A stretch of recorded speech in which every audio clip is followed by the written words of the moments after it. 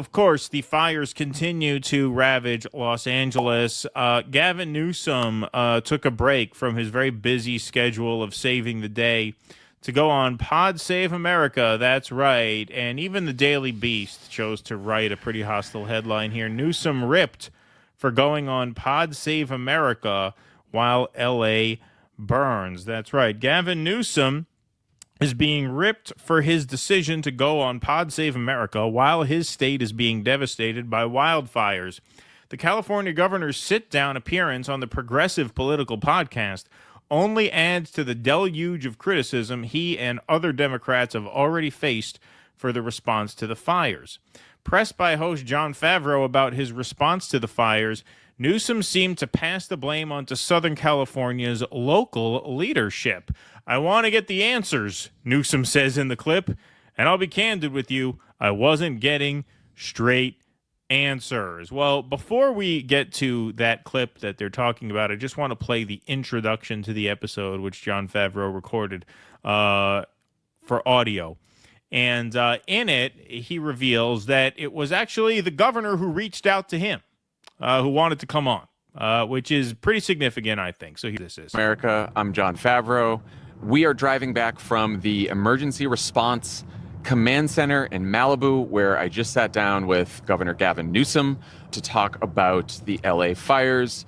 The governor's team reached out to us earlier this afternoon on Friday and said that the governor wanted to answer some questions and that he would have a couple of announcements. He invited Donald Trump to come to California to witness the devastation and called him out in the invitation for spreading disinformation from the sidelines. So we talked about that. The governor also announced an investigation into the water shortage that hampered the efforts to put out the fires in the Palisades on Tuesday night. And so we talked about that. We also talked about the recovery effort. We talked about the rebuilding effort that's to come. And we talked about people's frustrations and hopes who are dealing with the devastation from these fires. All right. And without further ado, he said, here's the interview. Now, here's the in question. So let's take a look at this. The answers. So I'm the governor of California and want to know the answer. I've got that question. I can't tell you about how many people, what happened. My own team saying what happened, and I want to get the answers. And I'll be candid with you, I wasn't getting straight answers. Yeah. I watched the press conference. I met with some of those leaders. We had my team start talking to local leaders, saying what's going on. Our state. And you weren't getting straight answers from. I was getting different answers. When you start getting different answers, then I'm not getting the actual story, and they're assessing it, and I get that as well. You have to have a little bit of grace. Back to the point, we're in this emergency environment and everything else. So I just want to determine the facts, but no one has any patience anymore. In this weaponized, back to the grievance of Trump, everyone else, there's immediacy. And lies travel the proverbial world, and it's hard to get the facts out there unless you have backing of those facts and you can communicate them soberly. And so that's what we're trying to achieve as relates to this. But I have 10 other things we're doing concurrently as well. I mean, across the board on recovery, on disaster assistance, getting the major disaster declaration. It may be the first one in U.S. history over a text with the White House within literally 36 hours.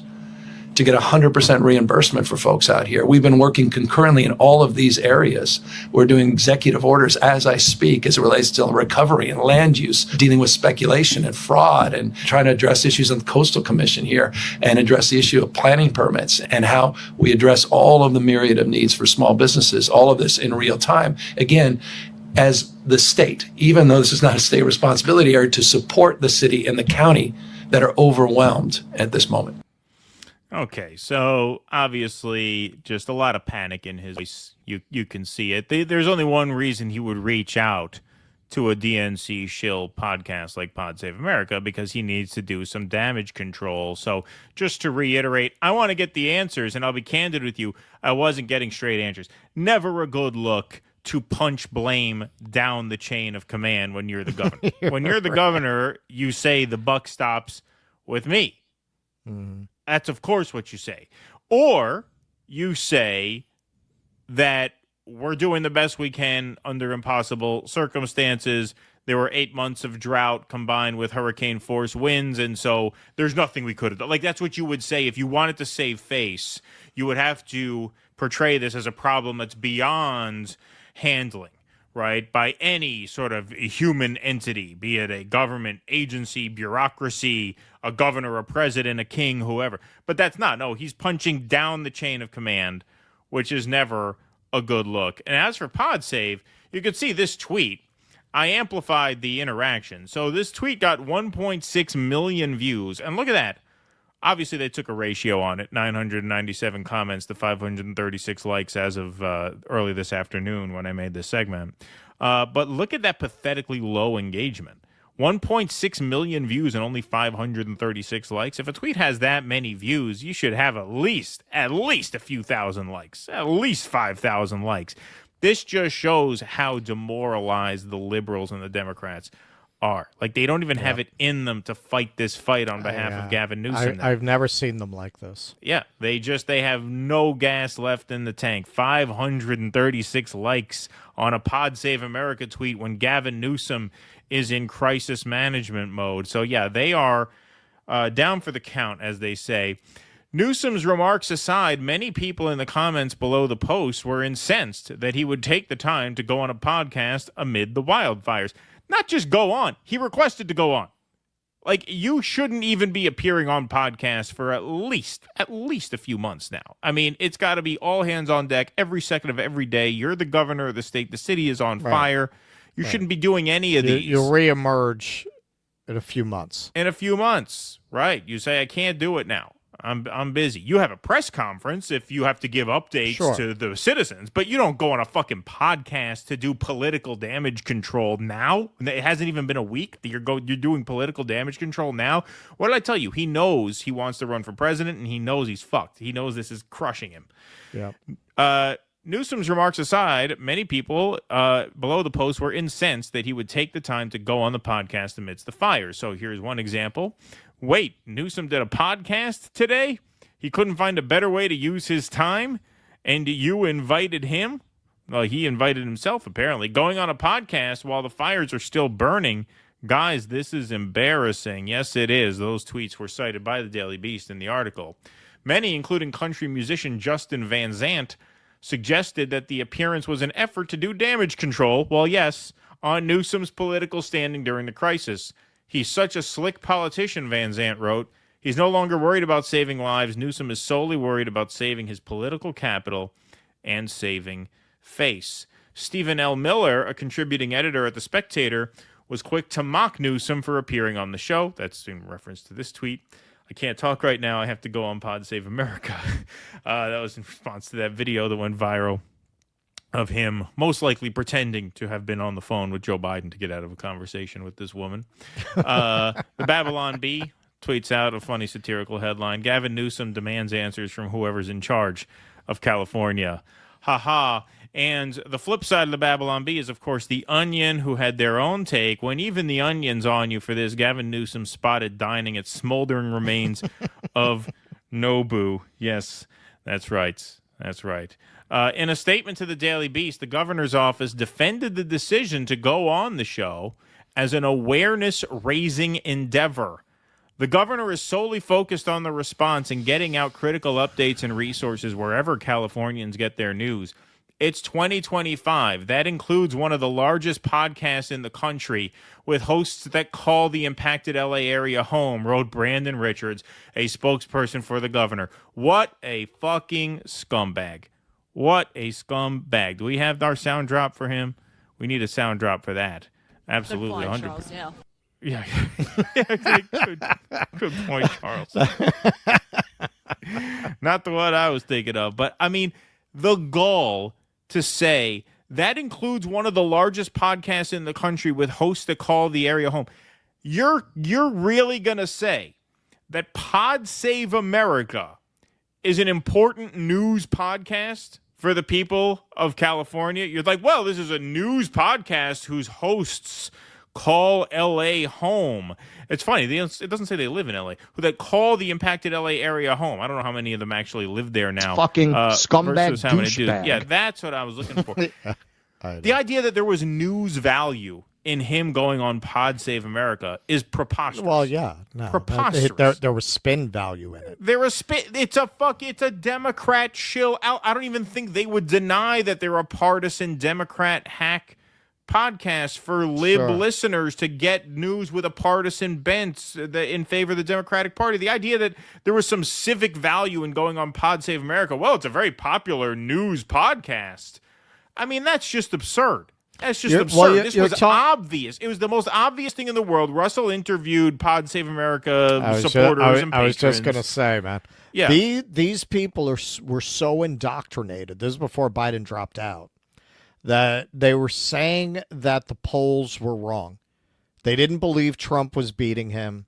One said it's a bit of polar coaster. And when you hear people use phrases like that, you know they watch too many shows like Pod Save America, because that's where they got that from, right? There's, it's polar coaster.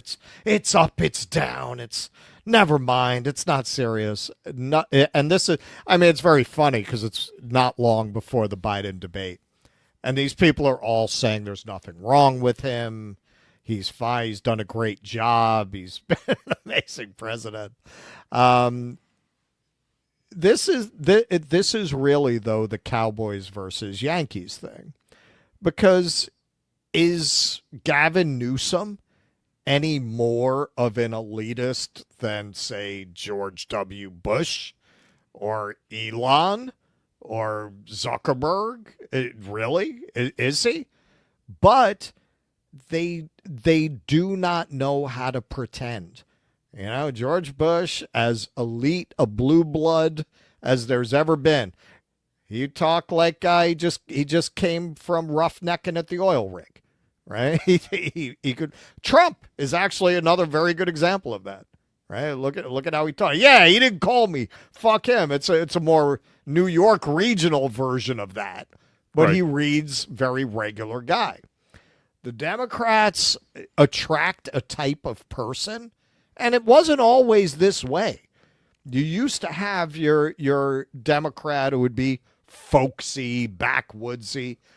Bill Clinton was like a Xerox of a fax of a copy of another Xerox of that type, right? Yeah, well, I feel your pain. It was coming out of that tradition. But most of the Democrats read as bloodless freaks like Gavin Newsom. That's why you imagine him at Naboo, like a joke like that about Trump. Trump's not less elite than Gavin Newsom, quite a bit more, actually. But that joke wouldn't land with him. It wouldn't make sense. But it does with Newsom. And it would with most Democrats. You could plug most Democrats into that joke, and it would work. Yeah, well, and the other thing is, too, you know, it's obvious when you look at the Pod Save America audience, you know, you interviewed them. These are people who could afford to pay whatever crazy prices. We couldn't believe they what were they were charging paying for that. Which means I think it was like, it ranged from like $140 to like $260. Yeah, and I don't know if those were the face value tickets or if they were on the third party, but whatever. They packed the house with pretty expensive tickets. We know that. The point is, this is the PMC base of the party. These are the money people. That's the power base of the Democratic Party, is the Pod Save audience. And he knows that this is devastating to his presidential ambitions. And so he wants to get in front of the PMC Democratic primary voters and plead his case that this is not his fault, that it's people underneath him's fault, and that they should still fund him and vote for him in 2028 when he runs. That's what that's all about. That is all about saving face. I need to get in front of the Democratic base to plead my case that I have not cost myself my chance at the presidency, which I have wanted for my entire adult life. That is what that is. That's why he went on Pod Save America. And the idiocy to do something so transparent at this time, less than a week after the fire started, is just remarkable. That shows you're a loser right there. That shows you have no political instinct right there. That you thought that this was going to appear as anything but a please save my ass to the base of the party. If you had been invited, and I wouldn't do any podcast, I would say I'm not available for interview until this is over, unless it's a news conference with news value to the public, right? Local TV or a press conference where they're going to ask questions relevant to, like, where can people get help. In terms of politics, I'm not doing any podcasts or any interviews like that at all for at least 90 days. But if you were going to do one of them, you would do a hostile one. You would say, all right, I'm going to take the slings and arrows, because then you get to really prove that you have the stuff. If you have a case for yourself, if you are capable of defending yourself, if you can do so on the merits, which he can't, then sit down with a hostile interviewer and prove that this thing was not your fault. He won't do that because he knows they fucked up royally. And to be fair, I'm not saying that you'd have minimal damage had they handled this differently. Ultimately, yeah, you're living in a place that, you could argue was not meant to carry a metro area of, 14 million people. You had a year-long drought. You had hurricane-force winds. Add those things up, you're going to get a devastating fire. So I'm not saying that none of this would have happened had it not been for him. But we know that there was a lack of preparation, and we know that not as much water got to the hydrants as could have. And so you are on the hook for some of this.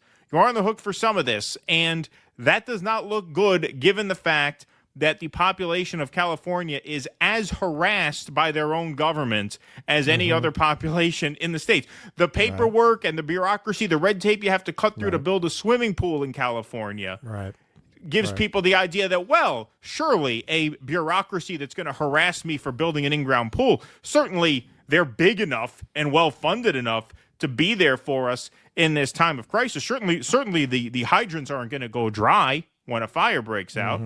No, they did. So this is devastating for him. He knows it. He ran to Pod Save America for cover.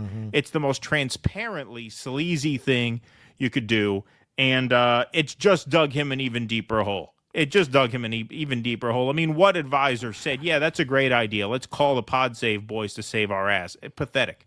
Really pathetic. Well, I think it's an example of not having caught up with the new reality. I have never seen the libs like this.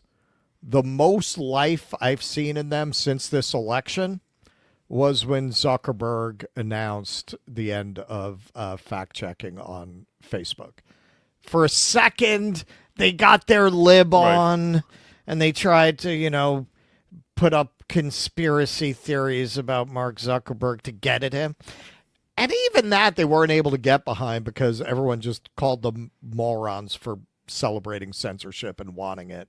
And at this point, they're like the child who's just used to being beaten up so much that you just lift your hand to brush your hair and they go like this. The libs at this point are like that. Like the slightest pushback and they just go back into their caves.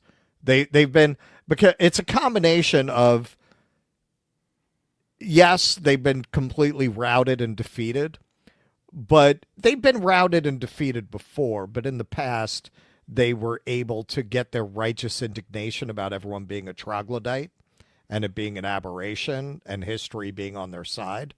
This time, I think they know the part that they can't say. They're not prepared to deal with this. They're not prepared to speak about it openly yet. They fucked up. They realize now they fucked up. They realize now that everyone who told them that, cultural signaling and tampons in the boys' bathroom do not a winning politics make, they're realizing those people were right. And they have no idea how to address it. They have no idea how to address the fact that the entire ideological project that they were brainwashed into supporting, when just giving it a second's thought would have told you that it was a doomed ideology that was going to create enormous backlash in the public sooner or later. You might get away with it for a minute, but you're not going to get away with it long term. That's it. Their whole ideology, their whole philosophy. I hesitate to even call it an ideology. It's so superficial. It was such a superficial facsimile of a left project.